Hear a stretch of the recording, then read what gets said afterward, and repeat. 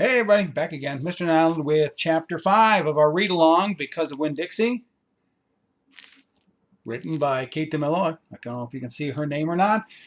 Published by Candlewick Press. Okay? Winn-Dixie couldn't stand to be left alone. We found that out real quick. If me and the preacher went off and left him by himself in the trailer, he pulled all the cushions off the couch and the toilet paper rolls off the roll. So we started tying him outside with a rope when we left. That didn't work either. Winn-Dixie howled until Samuel, Mr. Detweiler's dog, started howling too. It was exactly the kind of noise that people in an all-adult trailer park do not like to hear. He just doesn't like to be left alone, I told the preacher. That's all. Let's take him with us. I could understand the way Winn-Dixie felt. Getting left behind probably made his heart feel kind of grumpy. After a while, the preacher gave in, and everywhere we went, we took Winn-Dixie, even to church. The Open Arms Baptist Church of Naomi isn't a regular-looking church. The building used to be a Pick-It Quick store, and when you walk in the front door, the first thing you see is the Pick-It Quick motto.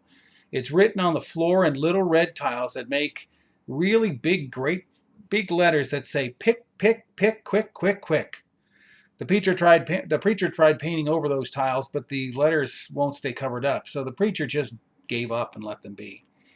The other thing about Open Arms is that it's different from other churches. There aren't any pews.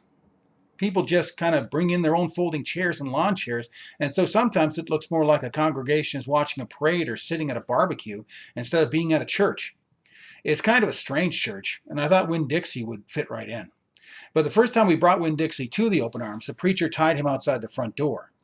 "Why did we bring him all the way out here if we're just going to tie him up?" I asked the preacher.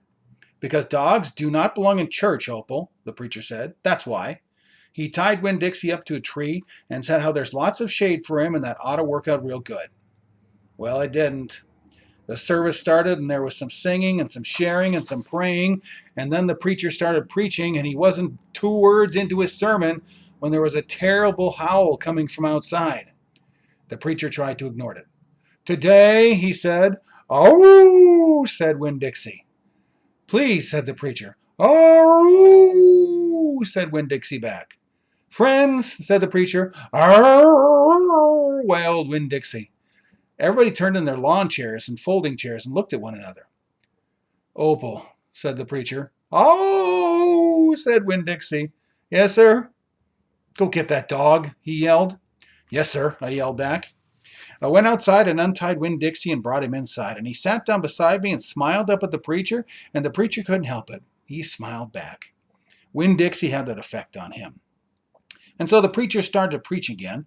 Winn-Dixie sat there listening to it, wiggling his ears the way, this way and that, trying to catch all the words, and everything would have been all right except that mouse ran across the floor.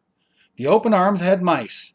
They were there from when it was a Pick-a-Quick, and there were lots of good things to eat in the building, and when the Pick-a-Quick became the Open Arms Baptist Church of Naomi, the mice stayed around to eat all the leftover crumbs from the potluck suppers. The preacher kept on saying he was going to have to do something about them, but then he never did. Because the truth is, he couldn't stand the thought of hurting anything, not even a mouse. Well, Winn-Dixie saw that mouse, and he was up and after him. One minute, everything was quiet and serious, and the preacher was going on and on and on, and the next minute, Winn-Dixie looked like a fiery bullet shooting across the building, chasing that mouse. He was barking, and his feet were skidding all over the polished Pick-a-Quick floor, and people were clapping and hollering and pointing. They really went wild when Winn-Dixie actually caught the mouse. "I have never in my life seen a dog catch a mouse," said Miss Nordley. She was sitting next to me. "He's a special dog," I told her. "I imagine so," she said back. Winn-Dixie stood up in the front of the whole church, wagging his tail and holding the mouse real careful in his mouth, holding on to him tight but not squishing him. "I believe that mutt has got some retriever in him," said somebody behind me. "That's a hunting dog." Winn-Dixie took the mouse over to the preacher and dropped it at his feet, and when the mouse tried to get up and run away, Winn-Dixie put the paw right back on the mouse's tail. Then he smiled up at the preacher, showed him all his teeth. The preacher looked down at the mouse. He looked at Winn-Dixie. He looked at me. He rubbed his nose. It got real quiet in the Quick-a-Pick. Or Pick-a-Quick. "Let us pray," said the preacher finally, "for this mouse." and everybody started laughing and clapping. The preacher picked up the mouse by the tail and walked and threw it out the front door of the Pick-a-Quick, and everybody applauded again.